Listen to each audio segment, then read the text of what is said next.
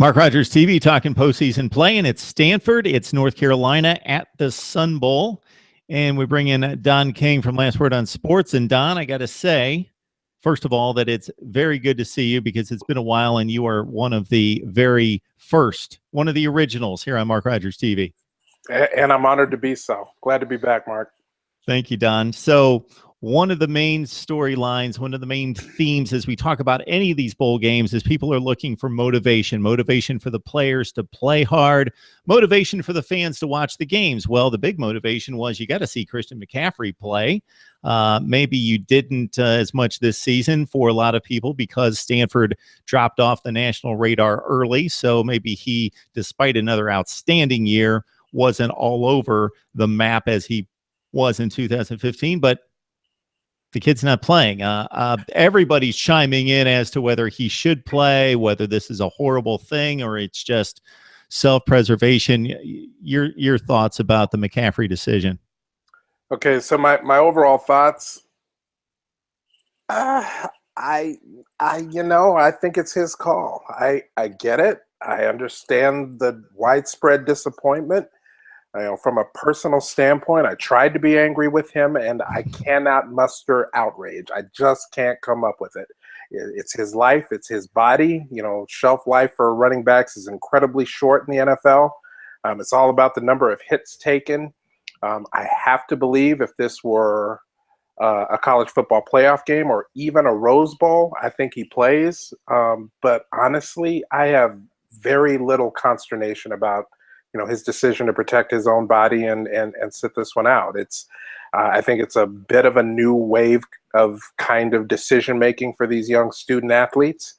Fournette obviously announced he was going to forego the game a little bit sooner than McCaffrey, but in both cases, they're basically looking at sitting out a more or less an exhibition that doesn't really have any that much standing from a national standpoint for either of these programs. So, I applaud him for all that he has brought to the program, for the outstanding career that he has now concluded.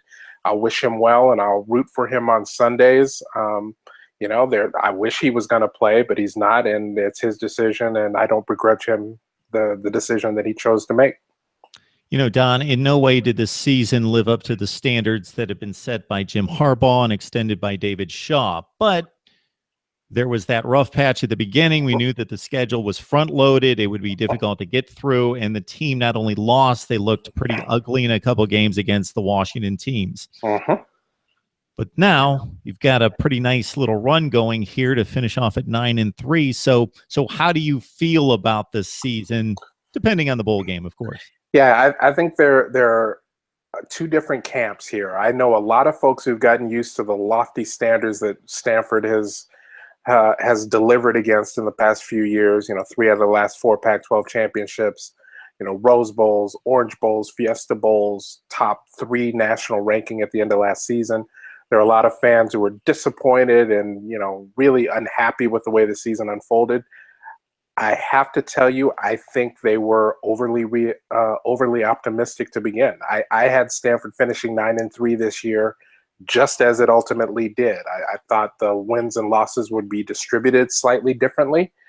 I thought maybe UCLA versus Washington State. I thought maybe Notre Dame versus Colorado. But other than that, 9-3 is kind of exactly what I thought this team was going to be this season, and that's exactly the way it played out. And frankly, the back half proved to be as navigable as we thought it was going to be early in the season, and the team did what it was supposed to do and won out those last 5 games. And it's easy to say, oh well, Shaw messed up and he played the wrong quarterback, and if he played Chris earlier, this would.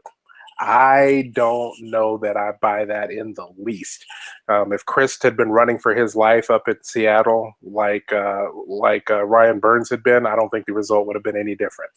I don't think it would have mattered a bit. As a matter of fact, I would argue that the 5-game winning streak coincides just as nicely with Nate Herbig taking over at left guard as it does Keller Chris taking over at quarterback. And I think he had every bit as much to do with the late season success, not downplaying Chris. He's played well and he did a great job taking care of the football.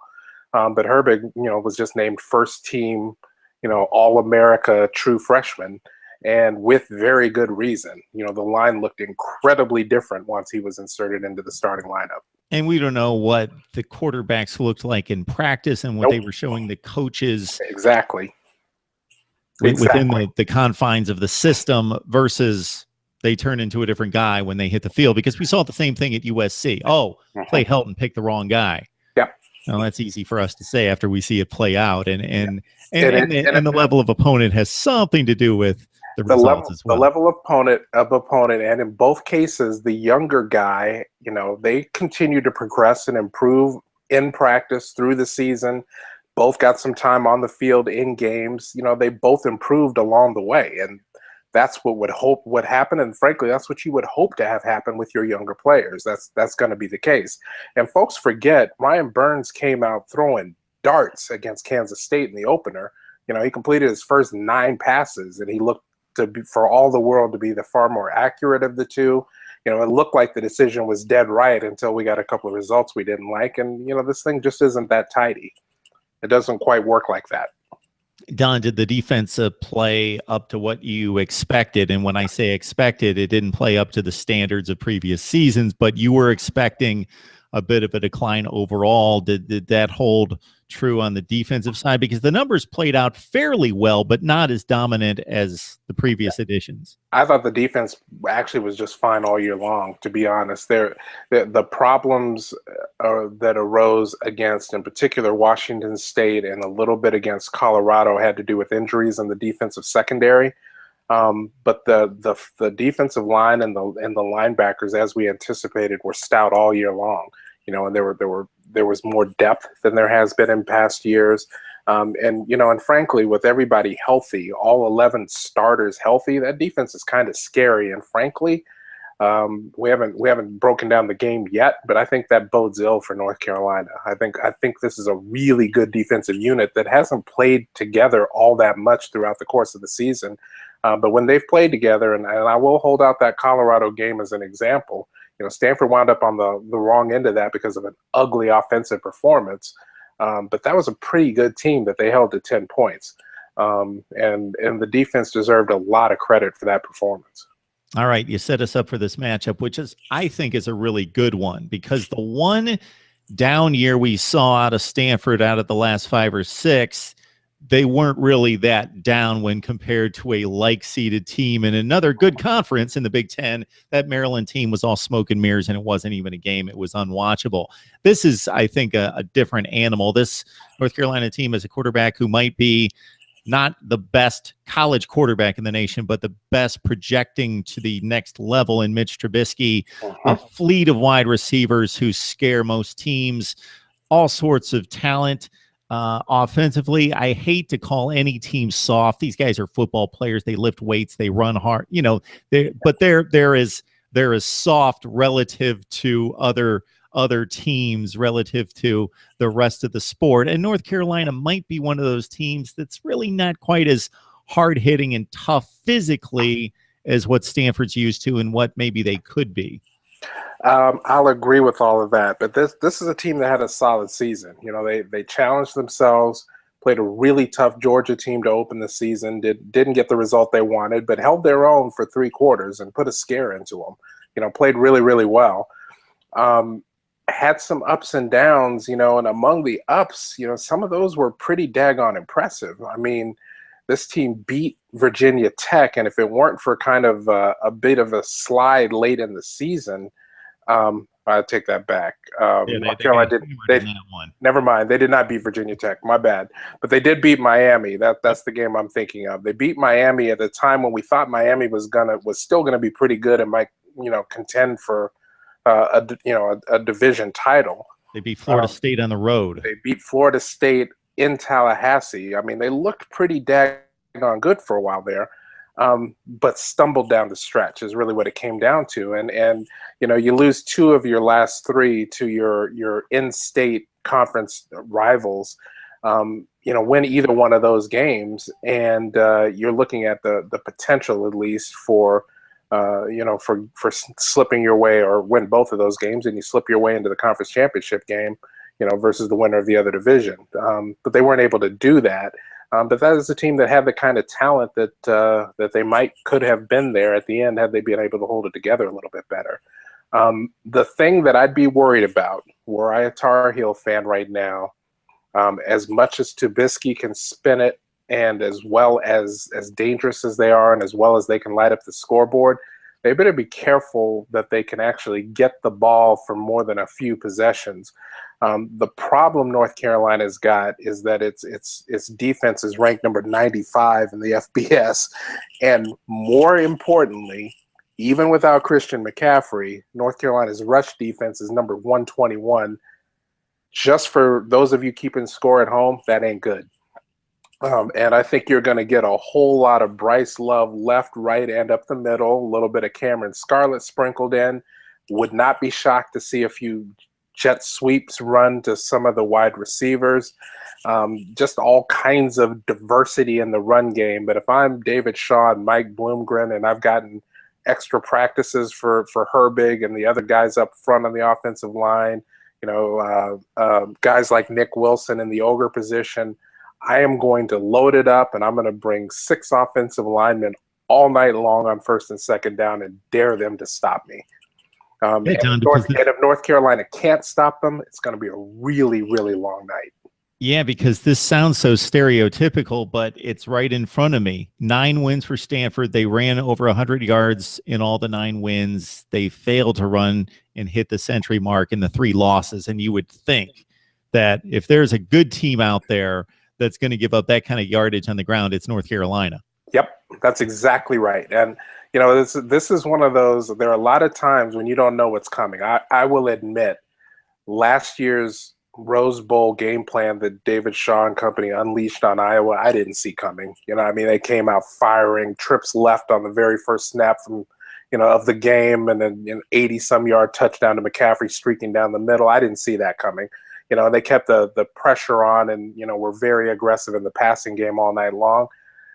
This game plan, I think, really, really writes itself. I think you've got core strength of your team against a really glaring weakness of your opponent, and I don't think there's any reason to overthink this thing.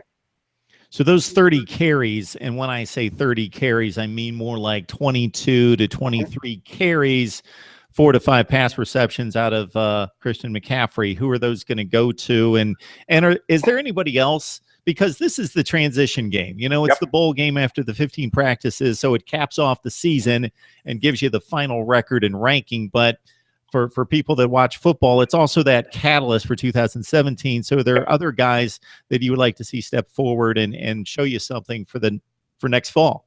Yeah, it's going to be interesting. I really think running the ball, the game plan isn't going to change a whole lot. I think you're going to see Bryce Love do all of the things that you've been seeing Christian McCaffrey do brilliantly well for the last 2 seasons.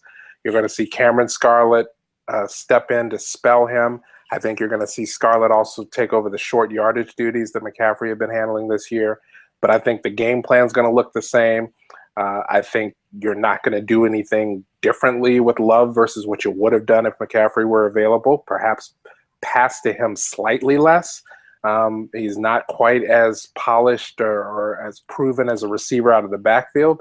And if you do pass to him, you might pass to him a little bit wider and just take advantage of that blazing speed. I mean, people who haven't seen Love play or really focused on him are going to be astonished when they realize that he's actually faster than McCaffrey is, which almost sounds heretical to say out loud, but it's true. That kid can fly.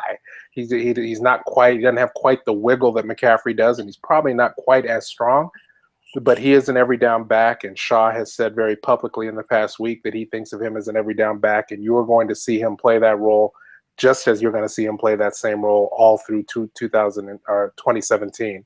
And my guess is Love is fired up. That young man has got to be really excited to have this in front of him, and I am really confident he's not going to disappoint the Cardinal faithful. Don, I have a definite lean on this game, but the one thing I'm going to do that I rarely do before I make a prediction is I'm going to check the weather forecast in El Paso, because if you watch the Sun Bowl year to year, yeah, there's not going to be 8 feet of snow out there. But it gets real raw, like 38 degrees, the wind coming off the plane, whipping around. And That's not a real good element for North Carolina to be throwing the football. Forget the temperature, that wind, Yep. and just that type of game versus Stanford saying, "Hey, we'll throw it 12 times. That's fine. Yep. We don't need to throw it more than that." Yeah, I totally understand what you're saying. I do think the weather could come into play in a negative way for North Carolina. I think the weather will have no bearing on what Stanford tries to do and ultimately comes out and succeeds in doing. I don't see this being a blowout. I don't think this is a mismatch like the Foster Farms Bowl from a couple of years back. North Carolina is a better team than that.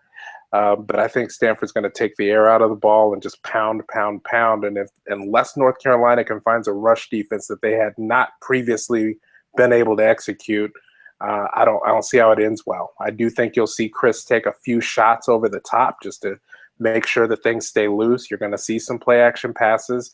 You've seen him develop over the last 5 weeks. He's gotten much more comfortable in the passing game, and in particular, the game up at Oregon, he looked phenomenal in that one. So just a little bit of that, just enough to keep the linebackers having to, not overcommit to staying in the box and bringing the safety forward a little bit for the play action and over the top. I think if there's any ability to throw it all on the Stanford side, I just think they're going to play keep away and run the ball all night long. There's not a bowl game that they've made yet that I don't like. So I like to try to catch all of them. That's impossible, and it doesn't happen. But especially once the Power Fives get out there, Don. Yeah. And this is even a sneaky good matchup that if I can only watch about 6 to 8 bowl games, this might make the cut. I agree. I really do like the matchup. Yeah, it's El Paso is not the most enticing locale in the world. What typically happens, and I've seen a couple of emails already. The athletic department will hit us up and say, "Hey, buy a ticket and we'll give it to a veteran." This is a big, a lot of Air Force and other military installations in that area. And I did see an ad this morning on your ESPN platform saying that StubHub has tickets available for this game at $22. So, that tells you everything you want to know. I'm not sure that the attendance is going to be what we might like it to be, but I do think it has the potential to be an entertaining matchup. And as much as I like Stanford and I like its ability to exploit UNC's run defense, you got a quarterback, you got a chance, and Trubisky can spin it. He could absolutely light it up. So, there's a possibility this is not going to be one of those walkover games. It's not even worth looking at. It's just one that seems to be, how it's going to go based on what we've seen Stanford do. And given the matchup, if these teams are both who they've been all season, you can kind of see how it's likely to go. All right. It's the Sun Belt in El Paso, Texas. It's for a long time been a destination for the Pac-12. The ACC connection, I don't quite get. I don't think their fans necessarily want to travel from the southeast portion of the country, nor is the recruiting factor helping them at all. So don't understand it from that standpoint, but it gives us a nice matchup. Washington State, Miami last year. This year should be a good one with Stanford taking on North Carolina. Don King from Last Word on Sports helping us break it down like only you can, Don. We appreciate it. Thanks a lot, Mark. Merry Christmas.